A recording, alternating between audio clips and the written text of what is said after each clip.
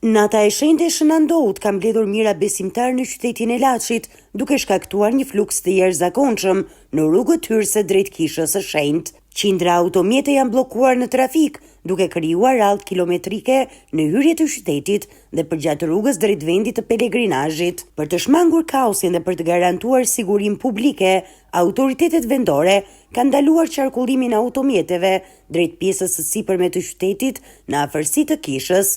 Policia e Laçit ka ngritur post bloqe dhe ndodhet në gatishmëri të plotë për të menaxhuar situatën. Por pavarësisht pengesave në rrugë, besimtarët nuk janë dalur me qirin në duar dhe lutje në zemër.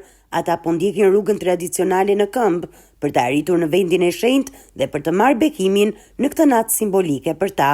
Autoritetet apelojnë për durim dhe bashkëpunim nga qytetarët, ndërsa festimet e pelegrinazhi pritet të zgjasin gjatë gjithë natës. Hajde foto këtu. Kam të dëmtu më shumë këtë gjë. Hajde foto. Jo.